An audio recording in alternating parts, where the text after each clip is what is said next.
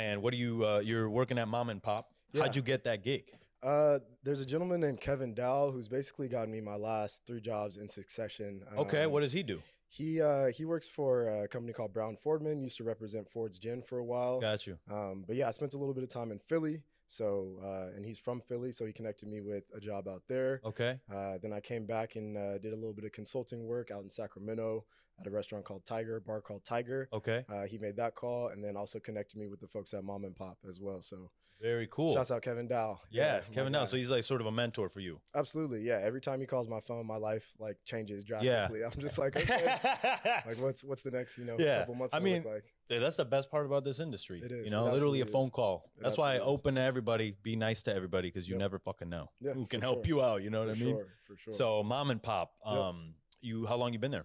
I just had my 6-month review a couple weeks ago. So okay. A little over 6 months now. Yeah. Got you. So you got a good review, I'm guessing. Yeah, I mean, I've never had a sales job or a brand job before. So and I'm also like the first full-time hire for this company with that kind of role. Okay. So we're kind of both growing together. So they're experimenting as well, like having somebody take on responsibility. For sure. That's cool, man. Sure. That's cool. Yeah. Are you commuting to Napa?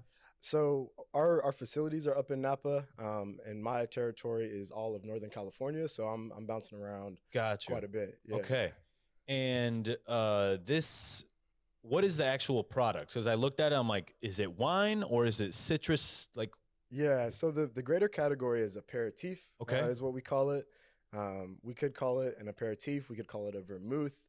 We could call it a fortified wine. Whatever. It's kind of it's a little bit of a interesting category because like not a lot of people know a whole lot about it. But it's wine based. So we start off making wine, fortify it with unaged grape brandy, grape booze, basically to stop the fermentation, kind of the same way you do with vermouth.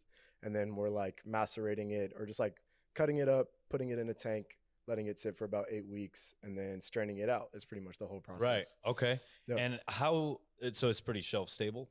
Yeah. Citrus is super rich in ascorbic acid, which is kind of a stabilizer. And also when you're fortifying things, it also stabilizes it. Do you find any like off flavors years later, or do you like... The brand is super young, so even our first batch was made in like 2016, 2017. Right. So those ones are still doing okay. Okay. But we haven't had anything that's like 10 years old, and we don't exactly know. Yeah, you don't exactly. So you're like treading new water. Yeah, man. That's the dope thing about working for a small company. It's, we're figuring it out. And, yeah. We can't put like a vintage statement. We can't put a year on our bottles because it's fortified, but definitely year to year, we're always trying to tweak it, always trying to make it better. Yeah. Our founder maker Samantha Sheehan is really a super creative, super talented woman who's always down to like tinker and change it up and make adjustments, which is dope. Okay, very cool. All the citrus, are they growing it? No, we source it from different farmers, almost entirely around Northern California. Okay. I think a big part of this project in its growth actually came during the pandemic. A lot of farmers who weren't able to get a lot of their citrus off because of the pandemic and supply chain issues and stuff. Right. Our maker Samantha was really interested in like reaching out and like, okay, you have like 2,000 pounds of grapefruit that haven't moved in like 3 months. We'll take all of it right now and turn it into products. So, okay. Yeah. And let's say out of 3,000 grapefruits, how many liters are you getting from that? Yeah, so we're probably producing about like 1,500 cases per batch, and we do it like once a year. Okay. And are those selling quick? Are you like, do you hold any back? No, we try to sell it out. We try and get it all off. Yeah, right. We actually had a couple shortages where we like sold through everything before we got to the next year. So we had like the 375 bottles, and we're out of the 750 milliliters for a while. Right, so right. Hopefully, the issue we won't come across again because we're expanding. We have some investors now, so we're able to make a little bit more product. Dope.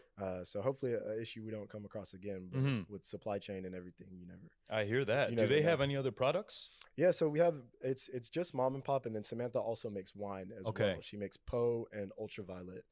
She kind of got her name sort of making like Burgundian style sparkling wine. Okay. Up in Napa, she makes some really really dope wine. Where's the vineyard? She sources from a couple different places. Oh, so she doesn't grow the grapes? No, she doesn't. Grow the grapes. Got you. Yeah. Best way to do it, baby. Yeah, it's all right. Yeah, I don't grow weed. I smoke it. You know what I'm saying? Fuck yeah.